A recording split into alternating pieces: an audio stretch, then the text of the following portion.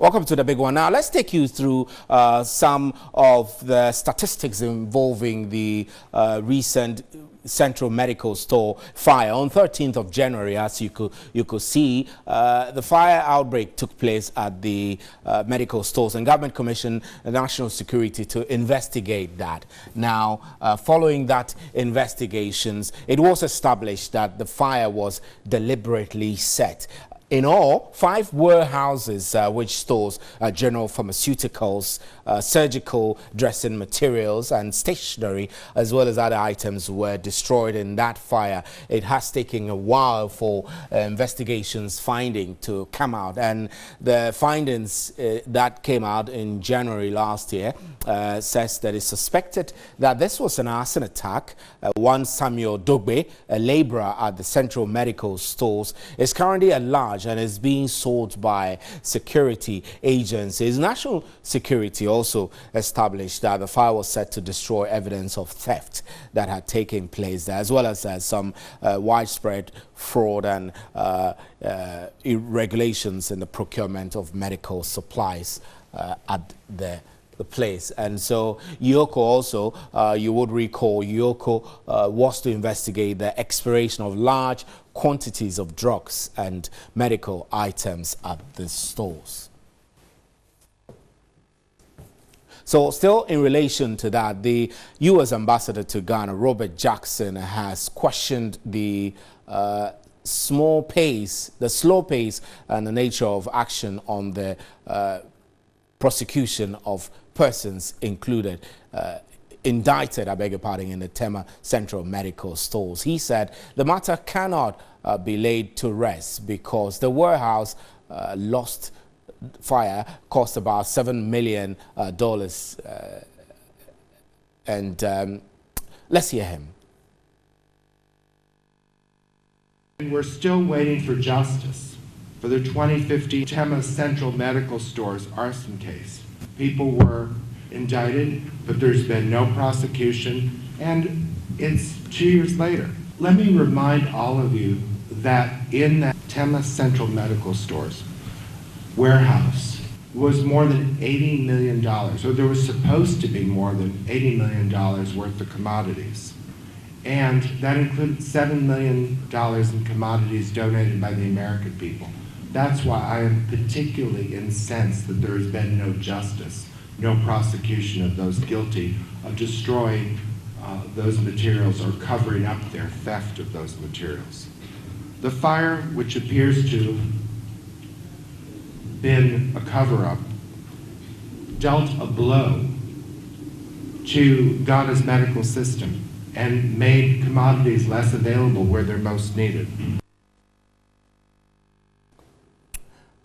Right, let's get onto the telephone lines now and speak with Prince Billy Anaglate, who is the Public Relations Officer of the Ghana National Fire Service. Good evening, sir, and thank you for your time. So, to the extent that the state has not prosecuted the culprits that were named in the Central Medical Stores fire, how does this affect efforts by the service to clamp down on such fires, arson-related fires?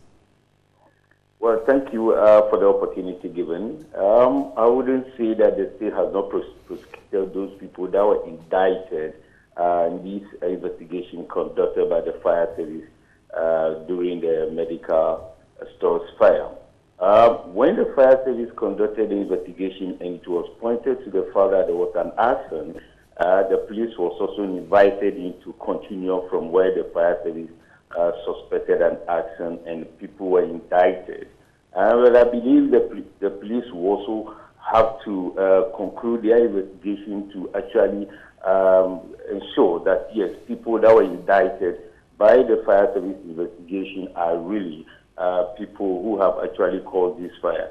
And I believe that some of these investigations are still ongoing. That is why the state has not, as such yet, prosecuted those people as of now. But that is not to say that probably they have just thrown away the outcome of the fire. But when we look at the extent of loss, over 7 million was lost in that fire, and now the U.S. ambassador to Ghana is expressing such frustrations. It does appear that this has assumed diplomatic and international proportion. That should be sending some worrying signals to all the stakeholders involved into, one, finding out exactly what happened and ensuring that prosecution takes place and this does not repeat itself again?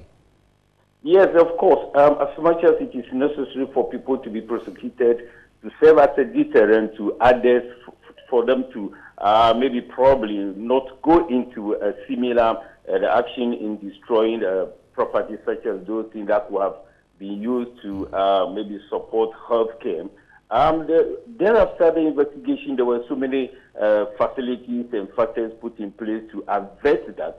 That was how the fire service thereafter quickly ensure that all government facilities and agencies of the government should be given fire safety audits to ensure that any fire-related issue or safety must actually be maintained in all those government facilities to prevent incidents of this nature. So yes, prosecution is one aspect to serve as a deterrent, but what again can we do to prevent similar fires in government facilities is what the fire service is doing. That we have gone ahead to have fire safety audit in those government facilities and ensuring that our recommendations pertaining to safety in those premises will also be adhered to by authorities of those facilities. That is the only thing that will be able to prevent. Mr. Nagla, let me rephrase that question so we get it clear. I did mention that the U.S. ambassador was expressing frustration. This is because the U.S. government, through the USAID, had invested over $7 million into making sure that the center runs smoothly. So out of the $80 million or so, the U.S. government was contributing $7 million, and they are frustrated that it does appear that all the $7 million is gone down the drain. So what signal would this be sending to other donors which plan to perhaps make some contributions to our healthcare delivery in this country?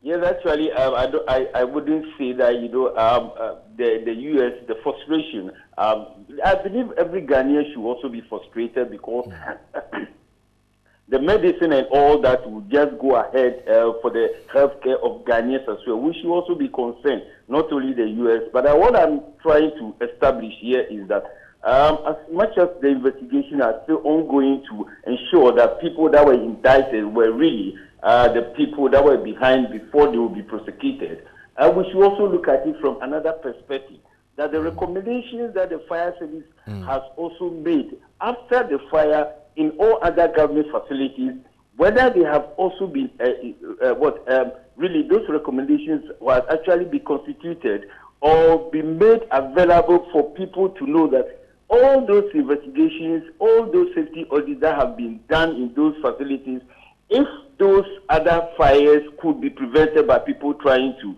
ensure that, yes, safety measures are put in place. With the prosecution of those people that were indicted, yes, they could be prosecuted, but that alone will not prevent fires. But Mr. Nagla, you mentioned that investigations are ongoing, but somebody has been cited, mentioned, a name has been mentioned, and we know that he is at large. What stops the state institutions, security agencies, and the National Fire Service and other stakeholders to get this person to book? Yes, I want us to get it clear. One, when the fire service is investigating and they realize that there is a suspicion of an arson and that they have indicted somebody that probably could be this person's action that might have caused the fire, that is the point where the police is invited. The police carried it from where we have ended it. So I'm saying that, yes, the police will also continue from where the fire service has actually ended their investigation to establish. The police will also have to establish out of their investigation to know that really the person that the fire service has indicted is truly the culprit or the person who has actually caused the fire. Right. So our investigation and where we have indicted somebody, where we have pointed to somebody to be responsible to the fire, is not enough for prosecution immediately. The police will also carry it from there. Right. When they are sure, and it came out to establish that further, yes, really the person is behind. Thereafter, prosecution could continue. Right. But not only for the fire service investigation, indicting somebody. That is enough. Mr. Naglata, we're grateful. But before you go, I need to ask you what proactive measures the fire service is taking to ensure that such arson attacks against state institutions like that will not happen again. Yeah, that is exactly what I was trying to point out, that thereafter, all government facilities have actually been given fire safety audit. We went ahead to train even the watchmen and the security men within those premises with our recommendation to ensure that every government facility should have warning system, and that you have firefighting facilities, and let everybody working within those areas, especially the security men and the watchmen there that are there 24/7, should be taken through fire training. That was exactly what we did. But we are also asking that it is not all those government facilities that we have given the fire safety audit that have implemented this recommendation. We are hoping that based on this, even with this evening's story, those that have not implemented those recommendations, I'm hoping that if they are listening, it is necessary and important for all these facilities to have the recommendations actually established within them for us to prevent some of these preventable fires in government facilities. Right. Mr. Anaglate, we're grateful. Thank you very much. Prince Billy Anaglate is the Public Relations Officer of the Ghana National Fire Service. And I must say that we have been making attempts to get to the Ministry of Health and Attorney General to respond to this, but we've not been able to hear them. This is News at 10.